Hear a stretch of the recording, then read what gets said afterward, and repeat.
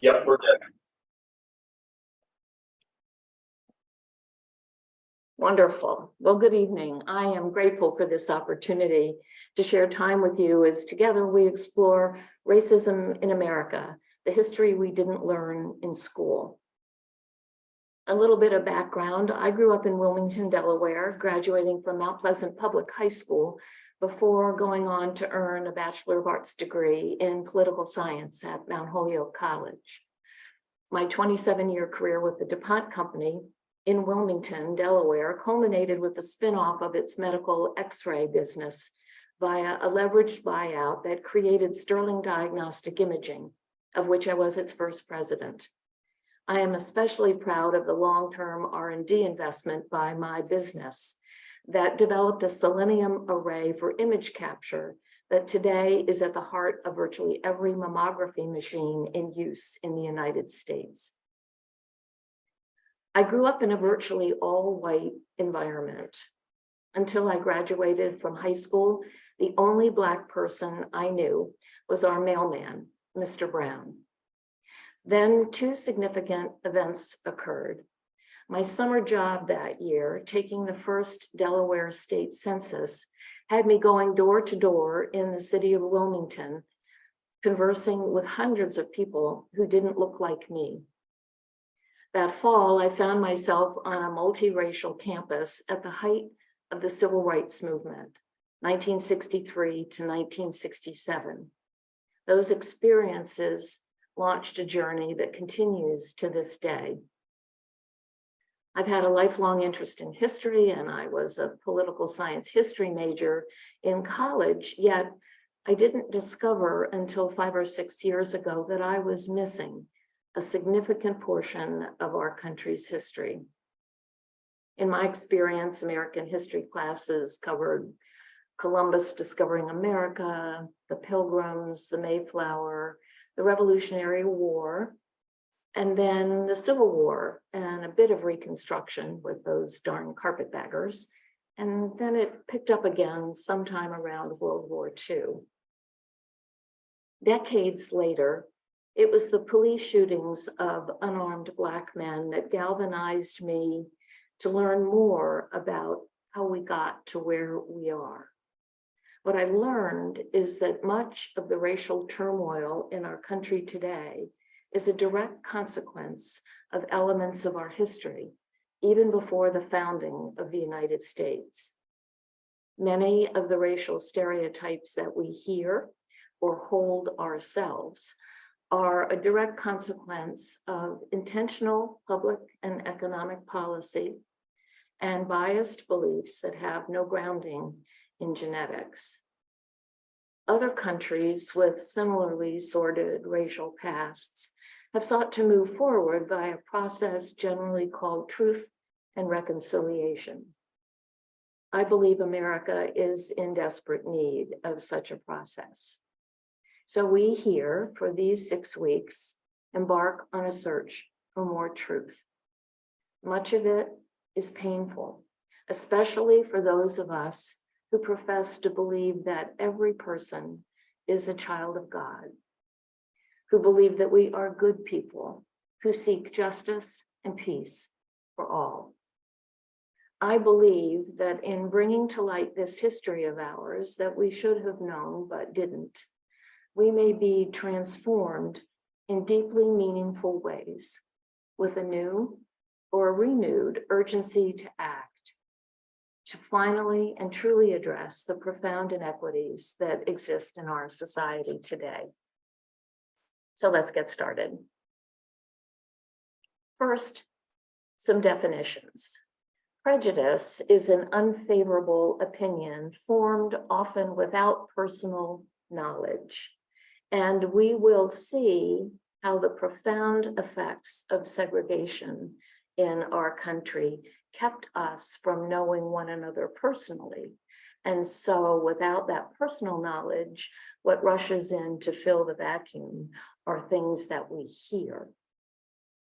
White supremacy is a belief that white people are inherently superior to people from all other racial groups, especially Black people, and are therefore rightfully the dominant group in any society. We're not talking about white supremacists here, the tiki torch bearing, hateful, violent people, but rather a belief about the inherent capabilities and superiority of white people, and that they are rightfully the dominant group. Racism is discrimination directed against a person or people based on their membership in a particular racial or ethnic group. And racism is more than personal belief or personal statement. Racism is a system of prejudice backed by power. So sometimes people will say, well, can't Black people be racist? And I believe the answer to that is no. Black people can be antagonistic, they can be prejudiced, they can be hostile, but there is no system of power that puts Black people's opinions in a position to govern the way the world works in the United States. As we go through the material in these classes, I'm going to use a variety of terminology. I'll refer to African, slave, Negro, African American, Black, Black people, people of color, seeking to be faithful to the time period and the context. Some of these classes include quotations from individuals who use one of the most derogatory terms. And when that happens, I will substitute the phrase, the N-word, rather than use the word itself. So we have 6 classes to share. First, this evening is the early years from 1619 in the British colonies through the Civil War and Reconstruction. Next week, we turn to the period of time following Reconstruction that I have termed slavery by another name. And that's based on a comment, a quote from Bryan Stevenson, the founder of the Equal Justice Initiative, anti-death penalty activist and author, who has famously said, slavery didn't end in 1865 with the end of the Civil War, it evolved. And we will look at that evolution, the beginning of that evolution next week. Our third class, we move into the 20th century, and we look at some key aspects of public policy and also pivotal events of the civil rights movement in the 1950s and 60s. Then we will focus on the criminal justice system and look at mass incarceration, specifically as it relates to the war on drugs. Our fifth class will focus on voter suppression from the beginning, then and now. And then most importantly, I believe, is our sixth class, where we have the opportunity to reflect on what we've learned, what we may have known or didn't know, or now see differently, and ask ourselves, what can I do about it? What can we do about the inequities that exist? Where do we individually and collectively go from here? And so we begin. It's a hot summer day in August of 1619, and we're standing on a spit of land in the colony of Virginia called Point Comfort. As we look east toward the horizon and toward Africa, a ship appears. It is the White Lion, a British privateer ship, and it has had a rough crossing. It is in need of resupply and repairs, and so the colonists step forward to help the captain and the crew. And in payment for their supplies and their work, they are paid by receiving 20 plus kidnapped Angolans who are part of the cargo of that ship. And this marks the first point at which Africans set foot in the British colonies. Now, at the time, these colonies were largely focused on tobacco cultivation. But there was a problem with tobacco in that it took all of the nutrients, it leached all of the nutrients out of the land very quickly. And so the colonists could not keep replanting tobacco in the same land year after year. And that problem drove the westward expansion of the colonists. And they basically took the land that they wanted from the Native Americans so that they could grow tobacco in new land. The colonists needed workers, though, and so the first supply of workers in the colonies were indentured servants. These were typically poor Western Europeans who were recruited to come to the New World under contract, often a 7-year indenture, where they would work for no pay for that period of time. And at the end of the 7 years, they would be released from the indenture, given their freedom, and given some land so that they might be able to become functioning parts of the community, the independent community.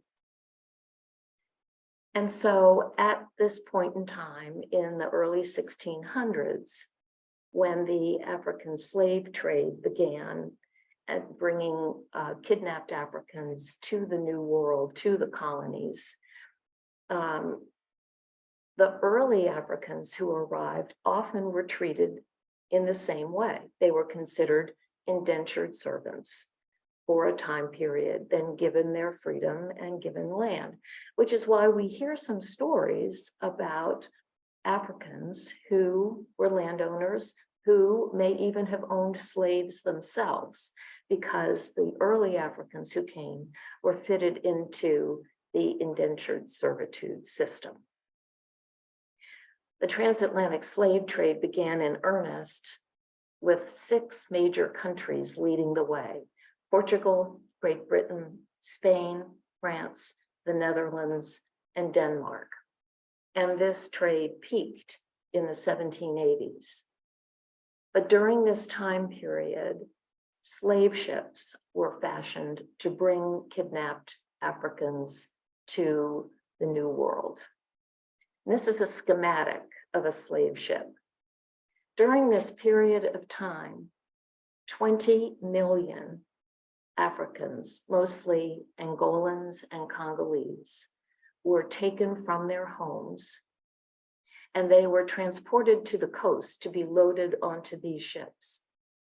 Even the transport from their villages was a trial. In fact, almost half of the 20 million kidnapped Africans died before they ever got to the coast. So ultimately, 10.7 million of these Africans were transported to the New World, and 2 million of them died on what became known as the Middle Passage. It was called that because the ships had a 3-point voyage. They began in Western Europe, took goods to the African coast, traded those goods for slaves, transported the slaves to the New World, picked up goods in payment for those individuals, and returned to Western Europe. The slaves, when they reached the coast to be loaded on board the ships, were branded with hot irons and restrained with shackles. Their living quarters was often a deck within the ship that had less than 5 feet of headroom. And throughout a large portion of the deck, indicated by the lower schematic, sleeping shelves cut this limited amount of headroom in half. Lack of standing headroom was the least of the slaves' problems, though, with 300 to 400 people packed in a tiny area, an area with little ventilation, and in some cases, not even enough space to turn over or to place buckets for human waste. Disease was prevalent. So that the largest possible cargo might be carried, captives were wedged below decks, chained to low-lying platforms, stacked in tiers, with the average individual space allotment that was 6 feet long, 16 inches wide, and perhaps 3 feet high. Unable to stand erect or turn over, Many slaves died in this position, 2 million in total during the Middle Passage, because these slaves were held in this position for anywhere from 21 to 90 days, the length of the Middle Passage, depending upon typically weather conditions. The ship's logs have numerous references to schools of sharks who would follow these ships, waiting for the corpses to be thrown overboard after the slaves died. It was a horrific system. Once the slaves reached the New World, as I said, initially in the colonies, they were treated as indentured servants, but eventually differentiation began to take hold. The Europeans, the indentured servants, all of the Europeans were covered by English common law, but not the Africans. English common law said that these individuals covered in that way were free, but not the Africans. In addition, the church mandated that Christians be treated as free people, but these Africans were not Christian. And even after efforts by the church to convert them to Christianity successfully, that was not sufficient for them to be seen as free people in the eyes of the church. And so the differentiation that took hold resulted in the formation of the institution of slavery. And between 1641 and 1750, slavery was legalized in all of the colonies. It's interesting to me that the first colony to legalize slavery was Massachusetts, and the last one was Georgia.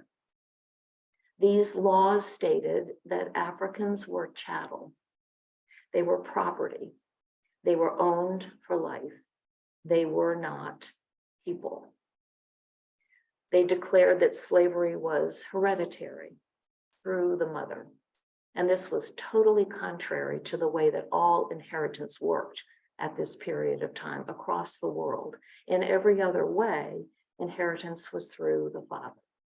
But in the case of slavery, if your mother was a slave, then you were a slave, she for life and you for life. In the North, slaves were typically house servants or unpaid skilled labor, but they were relegated to a less than human status even there. They were not taught to read or write. In many of the colonies, it was against the law for a slave to learn to read. They were not allowed to marry. There was no legal marital agreement. There were men and women who were parents, who had children, who had families, but they were not married. And as this began to proceed and more kidnapped Africans came to the colonies, a new identity developed based on the social construct of race. And associated with this whole system, the myth of racial inferiority developed, and it persisted as a justification for this system, because people couldn't imagine owning people, but they did own slaves. And 1671 marked the first time that there was a print reference to white people. Originally, white people were Anglo-Saxons, but eventually it was later expanded to all of the Europeans. And so they were considered white, the Africans Black. A pivotal event occurred in 1676 known as Bacon's Rebellion. Nathaniel Bacon was a wealthy white property owner and a relative of Virginia's governor, William Berkeley. But the two men didn't like each other and they didn't see eye to eye on a number of issues. Bacon wanted the colony to retaliate for raids by Native Americans on the frontier settlements and to remove all Native Americans from the colony so that landowners like himself could expand their property. Governor Berkeley feared that doing that would unite all of the surrounding tribes in opposition to Virginia colony, and so he refused. As a consequence, Bacon organized his own militia, and it consisted of white and Black indentured servants and enslaved Black people. And they attacked the nearby tribes. Indeed, even armed skirmishes took place between Bacon's militias and Berkeley's militias. And in September 1676, Bacon's militia captured Jamestown and burned it to the ground. Although Bacon died of a fever a month later and the rebellion fell apart, Virginia's wealthy planters were shaken by the fact that a rebel militia that united white and Black servants and slaves had destroyed the colonial capital. So they began passing laws that gave slight benefits to the white indentured servants and not to the Black indentured servants or to the slaves, beginning to cause that separation between poor white and poor Black people that we see reflected in our society today. And so many of these European descended poor whites began to identify themselves, if not directly with the rich whites, certainly with being white, which was promulgated as being better than being Black. As time went on, the northern states began to abolish slavery. It was less efficient there. They weren't needed for agricultural work, and it was less socially accepted. And so the abolition movement began in the North. And between 1774 and 1804, all of the northern colonies and states abolished slavery. But then we come to the time to draft and ratify the United States Constitution. And there is conflict between the southern colonies, states, and the North. And the first has to do with representation in Congress, because the southern states want all of the slaves counted as part of their population so that it would give them more representation in Congress. The northern colonies / states did not want that to happen. And so a compromise was worked out whereby it is written into the Constitution of the United States of America that a Black slave counts as 3/5 of a person. In addition, written into the Constitution is a fugitive slave clause that basically says if a slave escapes from his or her master and is able to flee to a free state, that state is required to return the slave to its rightful owners. Subsequently, additional laws were passed that made it a crime not to return an escaped slave to his owner. In 1807, Great Britain withdrew from the transatlantic slave trade. And in 1808, the United States outlawed the importing of slaves. That timing is important because written into the Constitution is that the transatlantic slave trade that is bringing kidnapped Africans to the United States can continue for at least 20 years. After 20 years have passed, if Congress so decides, they can stop the transatlantic slave trade. And so they did. But the demand for slaves continued to increase.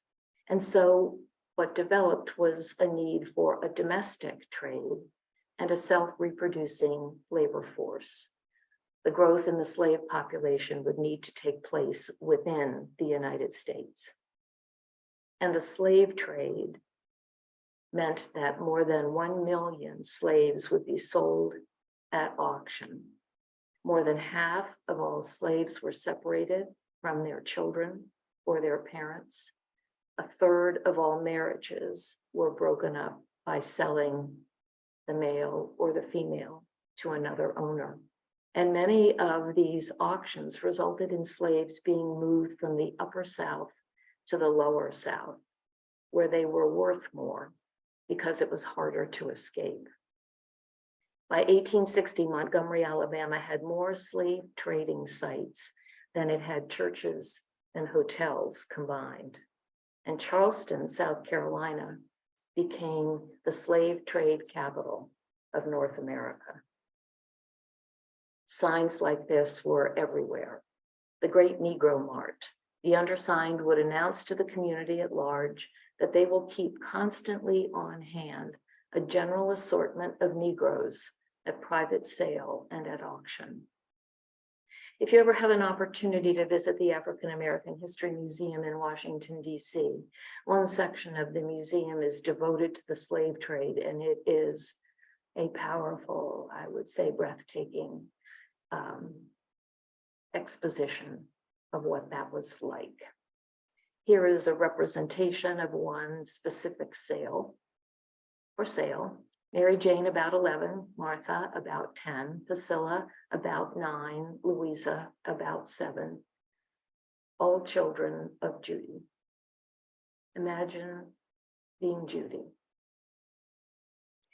And their ages set about because slave children were never given birth certificates. You give birth certificates to people. You don't make birth certificates for slaves. So against this backdrop, we look at the economic imperative that was developing. As I mentioned, tobacco was initially the major crop, but the colonies began shifting to cotton, which was not as hard on the land, and cotton crops could be planted over and over again in the same space. We know that harvesting the cotton was labor intensive. I think all of us have probably seen the photographs of the slaves with burlap bags around their necks, bent over, harvesting the cotton from the plants. But the issue was that once you had done that, you still had to separate out the little sharp pieces of the cotton seed coating from the fiber.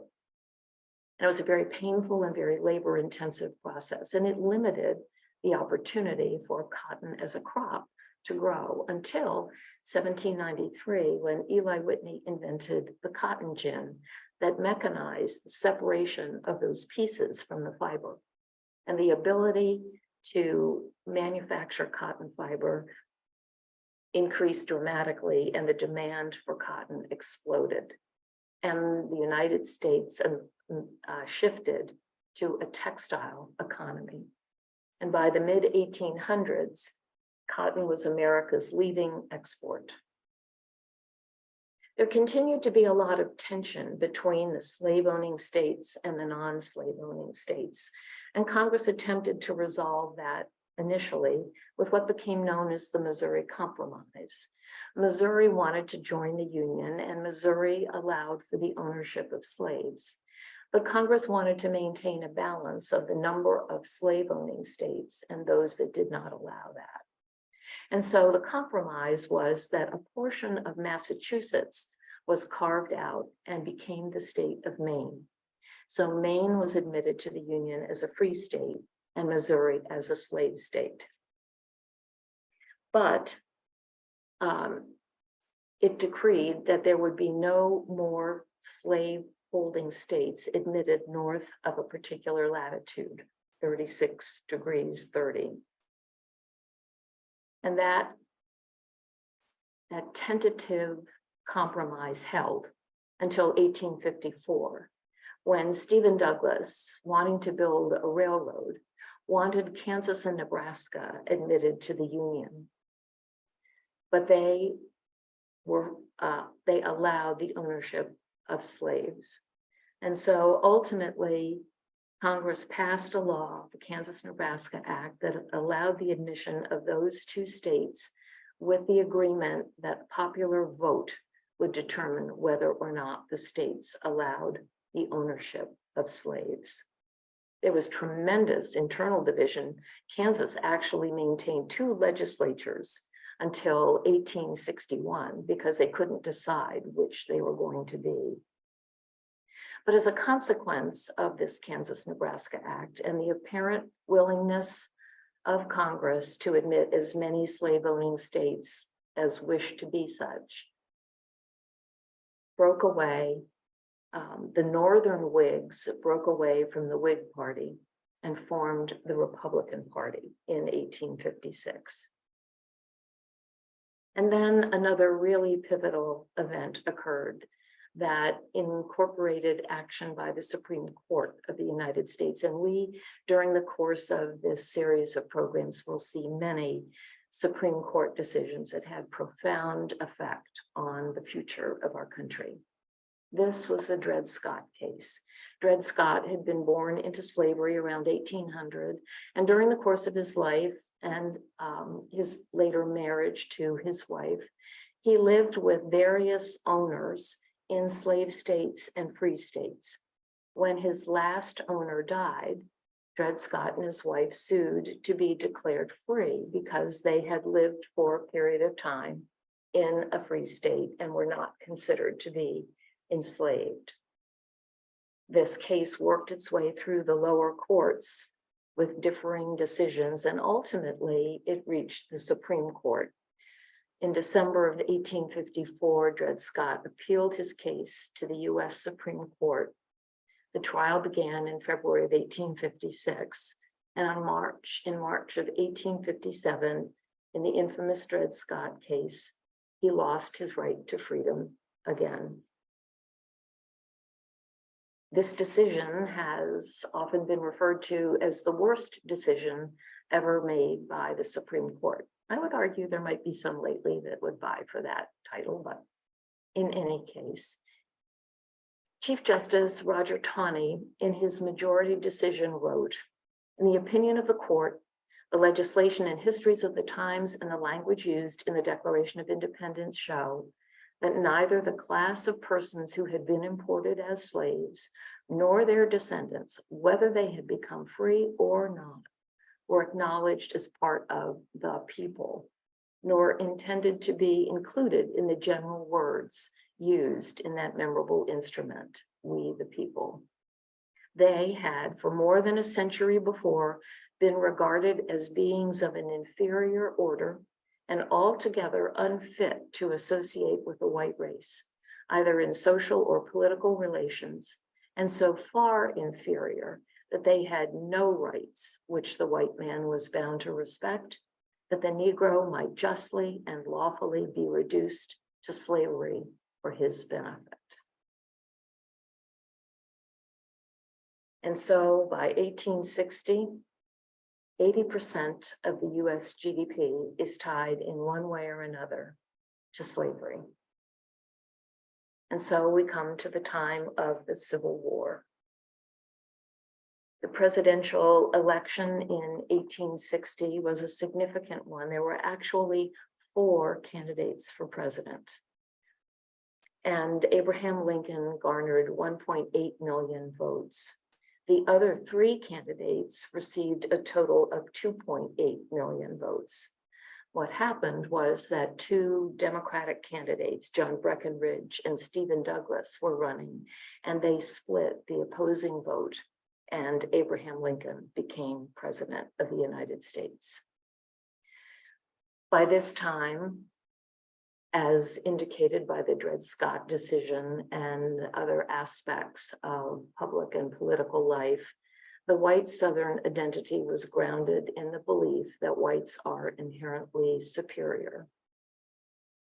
And so within 3 months of Lincoln's election, 7 Southern states seceded, followed by 4 more, followed by Maryland, Missouri, and Kentucky. There is a story that the Civil War was not about slavery. There is a story that the Civil War was fought for states' rights. Truly, I suppose the answer is that it was both, but it was indeed fought for the Southern states to sustain and maintain the institution of slavery.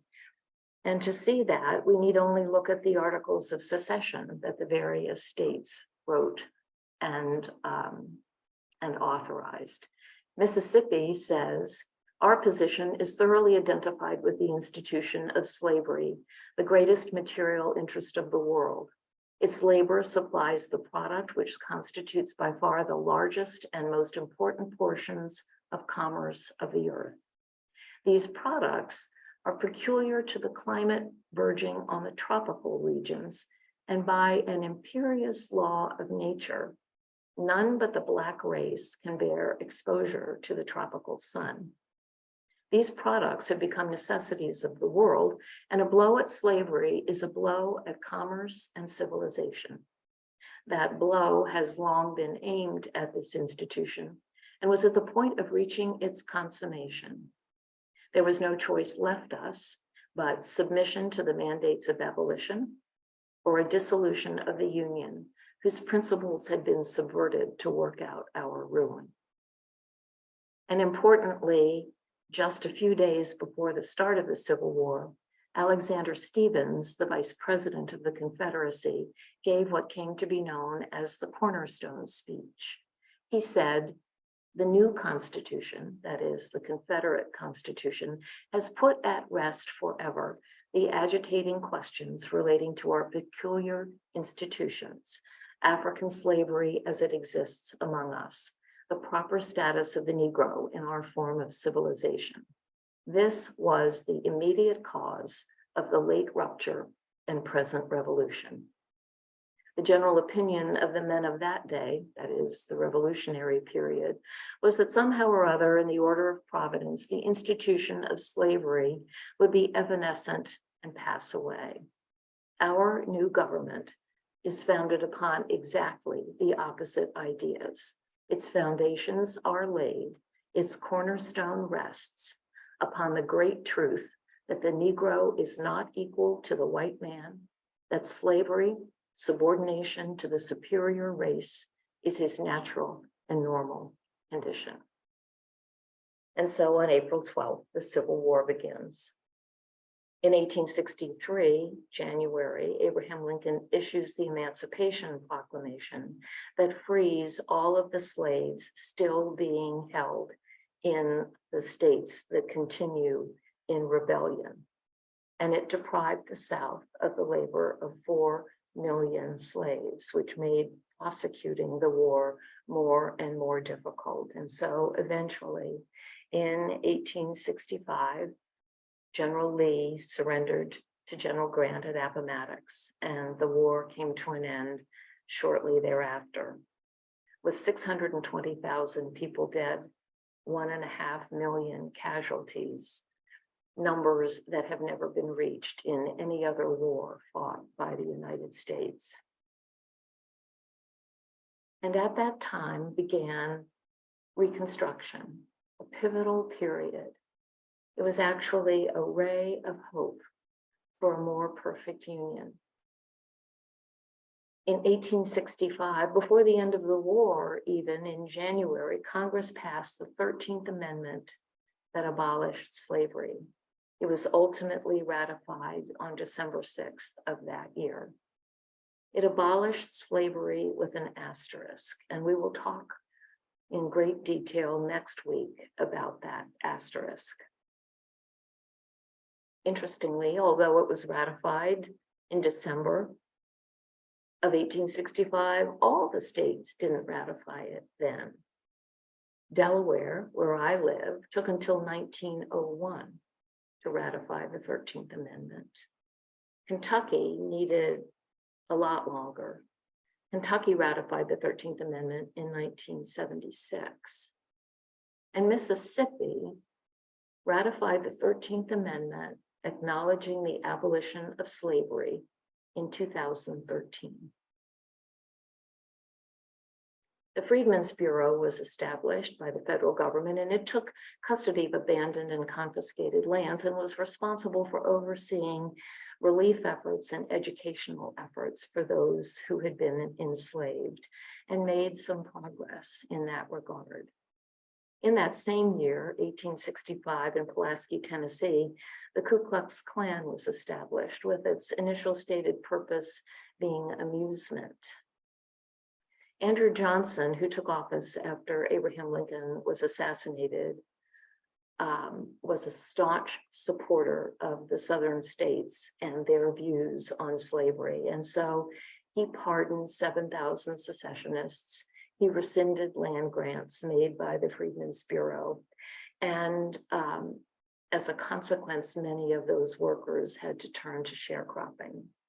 He opposed Black voting rights and made life much more difficult for Congress. Indeed, Congress passed some of its most significant subsequent legislation over Andrew Johnson's vetoes, including the Reconstruction Acts of 1867. Johnson vetoed that act, and Congress overrode the veto, creating 5 military districts in 10 southern states to oversee the process of Reconstruction.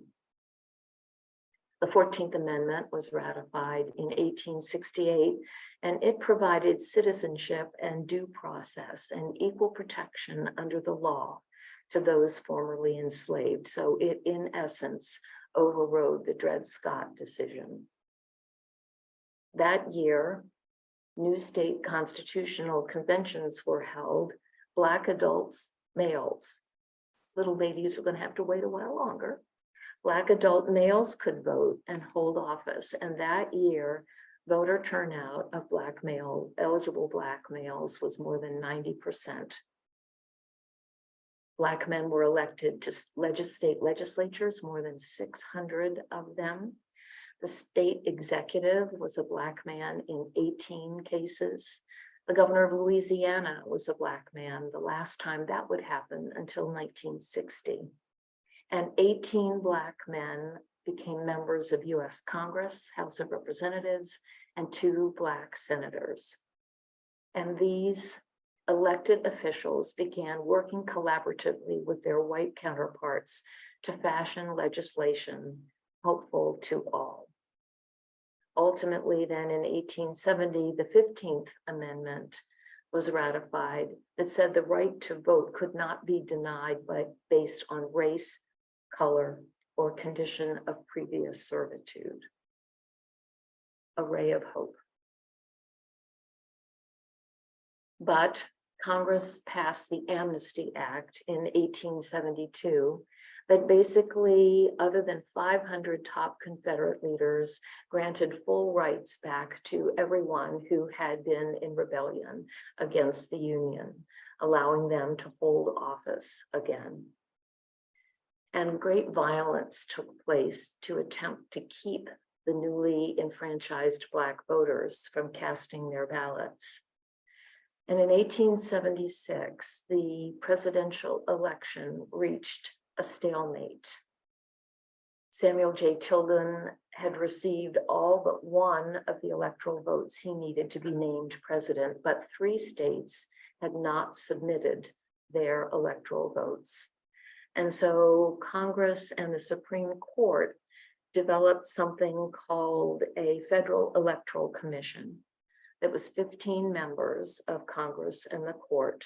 They voted along party lines, and they awarded the disputed electoral votes to Rutherford B. Hayes if he would agree to end Reconstruction and withdraw the federal troops. He agreed. He was named president, and in 1877, all federal Reconstruction oversight was removed from the South. The end of the difficult war, the Herculean attempts at recovery, the difficult attitudes and beliefs that needed to be reconciled and could not.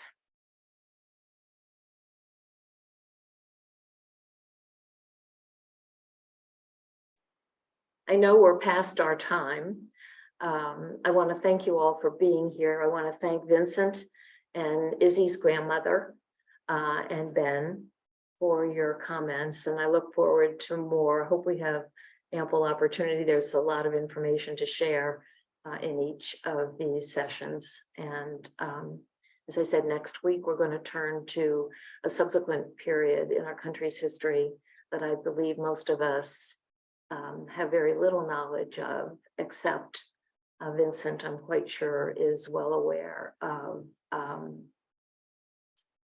actions like Black codes and Jim Crow laws and terrorism, a difficult time in our country's history, and we will delve into that next week. I once again thank you all for being here. If anything comes up in the interim, if you have any questions, any thoughts, if you want to pass those along to Ben, anything you want me to cover, anything you have an open question about, let him know. And I'll be happy to follow up with you at a subsequent class.